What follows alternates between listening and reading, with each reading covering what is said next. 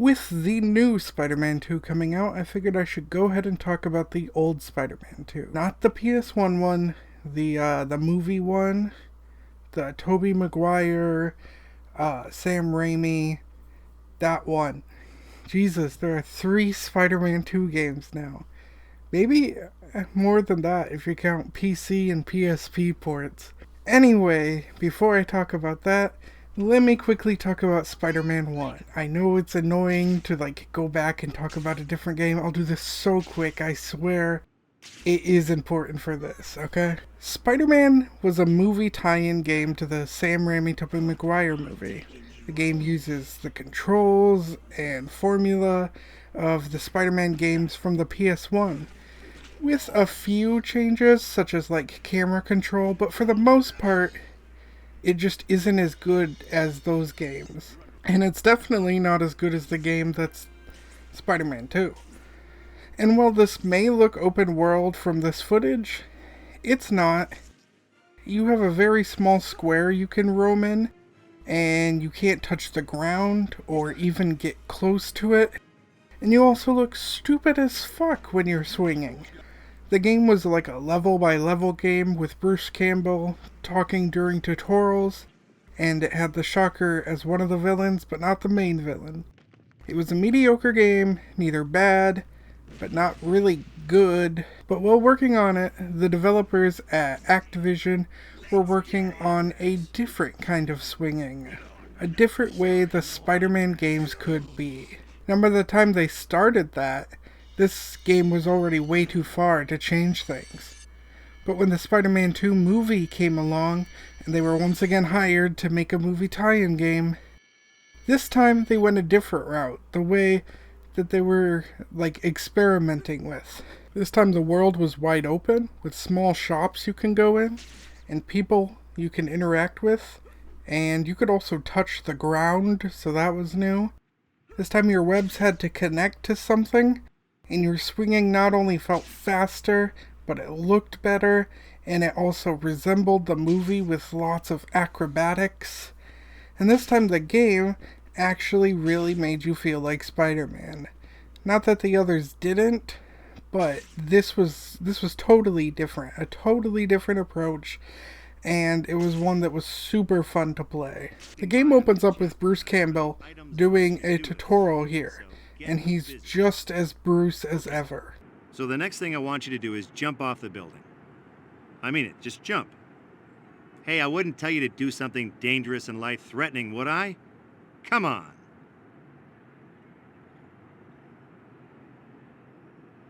Do you always do what people tell you? You know, there's a word for that. Loser. This is also separated into chapters rather than levels, and attacking has been limited to one button, but also there's a lot more you can do with it.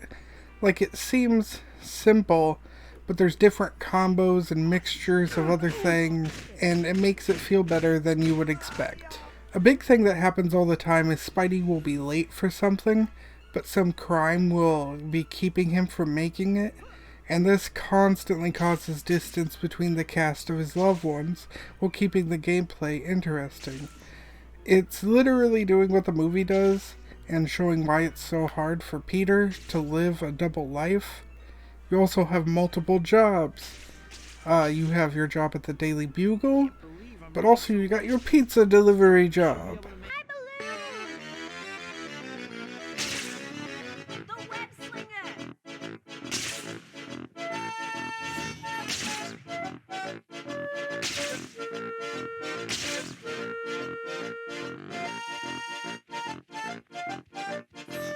On top of that, you have your job as Spidey, where not only is story stuff happening, but there's also a lot of random crime to stop, and citizens that either ask you for help, or tell you someone else needs help.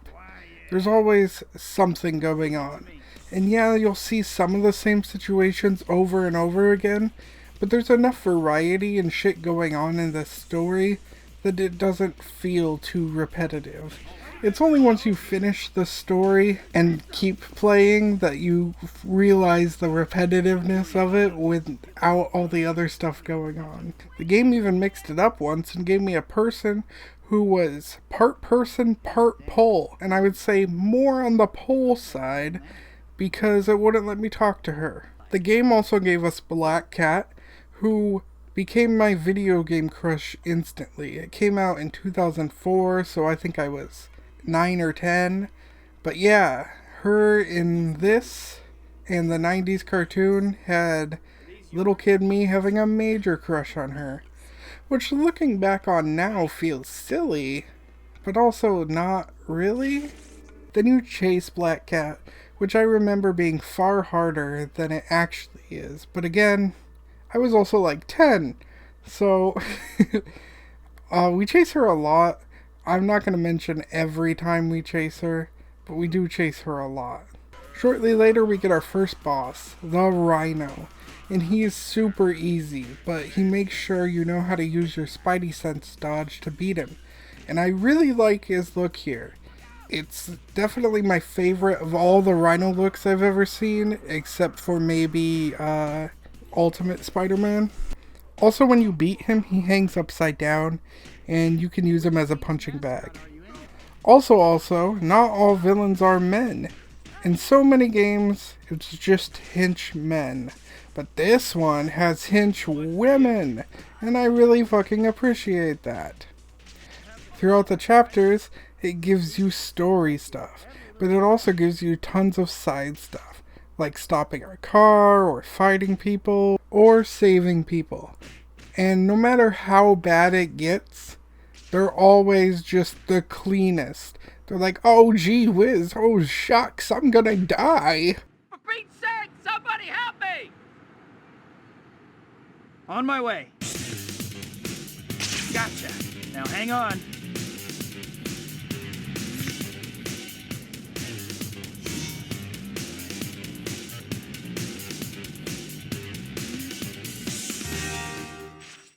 Insane. I can't believe it. Don't worry about it. Now I do own Spider-Man 2 on the Xbox, but I don't got an Xbox anymore. And the Xbox One I own, it doesn't play it. That's bullshit. So I had to emulate it. And for the main part, it worked great, but there's a couple issues. Sometimes cutscenes would act up, and sometimes, mainly in indoor areas, the camera would freak out. Now, Quentin Beck hosts this game show to prove he's better than Spider-Man. And honestly, it's kind of fun and totally goofy. First you have to go and round up and drop criminals into a green hole, and you have to have more points than him. And this is absurd. Like, the fucking justice system was like, okay, instead of balls, what if you slam dunk people? Hey, I didn't sign up for this. The Shocker from the previous game is also one of them, and he uses this to escape while we are preoccupied. The next is an obstacle course that's pretty fun, but the bad emulation really made it suck. I think I need to go buy an original Xbox again. There's a lot of things I want it for, and this just makes me want it more. Anyway, you then have him beat and prove you aren't a fraud. Shortly after, we hang out with Black Cat again, and this time she fights with us. We kind of do some crime fighting together, and after that, Peter is upset that MJ is marrying someone else. And I'm just gonna speak my mind. If I was Spidey, MJ would just be a friend for sure. Black Cat's not only more fun, and I just like her more, but also he can do missions with her, even if she isn't honestly doing that much to help. And here is where I never made it past as a kid. The second Quentin Beck level, where he's fully Mysterio. I remember playing this over and over again because I couldn't make it past. My grandpa had came over around that time to babysit us because our parents were leaving for a bit. And whenever it was grandpa and grandma in charge and not mom and Todd, always better. Anyway, I chose to play Spider-Man 2, while they were over because I wanted to show off how cool and innovative it was and just how far gaming had come. And my grandpa was not impressed and went straight to sleep. And it's honestly a bit funny looking back at this, being like, this is so cool and innovative and amazing. But hey, I still argue this is one of the greatest games of the time period. Anyway, so the Mysterio level has you save people during a fire, and this part wasn't the issue. The part I got stuck after is this part, okay? It's swinging across these things. You just won't get high enough, and sometimes you won't web the fucking things, and then you fall into the water a bunch, and then you're shooting your webs, you make it like halfway, and then he just stops shooting his webs on the platform, and you're like, why won't you shoot your fucking webs? And so I failed a bunch as a kid, but as an adult, the same fucking thing. I was failing a bunch again. It's like, what the fuck? It definitely was not my fault, I swear. But then I found out the secret was to have a charge jump. So after every swing, use a charge jump, despite there being nothing to jump off of. That's why I hadn't even thought of it. Why would I jump up? Why would I jump? There's nothing to jump off of. But yeah, if you charge jump when you swing, it's so much easier. And that was able to give me the height I needed, and finally I could go as far as I needed to. Then you gotta do a bunch of other annoying swinging that isn't fun, and I'll just be honest, the boss battles are like the weakest point of the game. They aren't very good or fun. Although the next part of this, the Mysterio Funhouse, was pretty cool. I love the Funhouse mirror part where you fought these distorted mirror versions of Spider-Man. And then it turns out Mysterio isn't there, so we know we have to face him again. I also have to save this man from living my dream of being beaten by a gang of dark-haired tan women. So unfair. Why couldn't it have been me? But oh well, I guess I'll save him. I'm a fucking dork. So next we have the Doc Ock containment field thing, in which we gotta shut down his shit. And this motherfucking thing ragdolls me away from targets in ways that don't even make sense. But I eventually get it, and if you don't know what's going on here, it's following the story beats from the movie, so you gotta see the film to kinda understand, I guess. It is worth it. It's a good one. I also forgot to mention that one of the places you can go inside is an arcade. And while these aren't really games, they're basically small tutorials you can play, but it's like a little bonus thing. So you don't have to do that. It's just a neat little thing. Anyway, then we have our Doc Ock bank fight, and it's pretty Doc Ock is fully Doc Ock now, and he is the main villain. And my version of Spidey is far more brutal on goons than most versions of Spidey. He's fucking throwing them off buildings. He's hanging them from lampposts. He don't give no shits. If I could wear the black suit, I would wear the black suit. There's also this dumbass kid who will cry over a balloon. And I'll always take it, and I'll run it straight to the river, 'cause fuck him. Plus, giving the kid the balloon it's not satisfying at all. Say,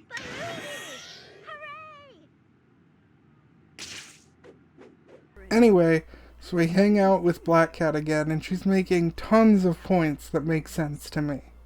Anyway, my original point was, why are you still bothering with a normal girl? Normal is boring. Normal is half my life. At least it's supposed to be. Why? I mean, seriously. Why settle for being some schmo when you can be a superstar? Off we go to fight Shocker. And Shocker's like my favorite of the boss fights. Not that it's good, because it's not, but it's definitely the best made boss fight out of all of them. And it's the most fun, and it's a rematch from the villain from the first one, So all that's good. Shocker then hurts Black Cat and he escapes. So now we have our final Mysterio fight. Mysterio, I will destroy you utterly. You will bear witness to the majesty and glory of my power. Prepare to die. You have tried. Go get him! Go! I love it. I've seen it many times, but other than the Indiana Jones thing, this was the first time I saw it in gaming. All of those health bars just to take you down in one punch. Also, I forgot to mention Spidey and MJ. They're played by their movie actors. Tobey Maguire and Kirsten Dunst. I hope that's her name. I'm pretty sure that's her name.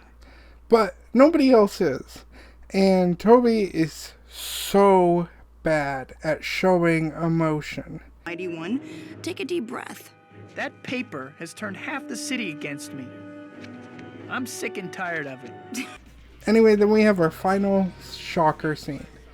And in this, we go on a date, me and Black Cat, and we beat him up as our date. Was that as good for you as it was for me? I have to admit, you were right. I feel much better. You see? I told you, baby. Stick with me and you'll be fine. Come see me next time you're feeling down, all right? I'll see you around. She's pretty amazing, don't you think, Shock? I think my career has just hit a new low. Then, Spider-Man goes off and he saves Mary Jane. And she's all like, I love John, 'cause he's there. And then Spidey-Man, he's like, oh gee, I guess I gotta be there,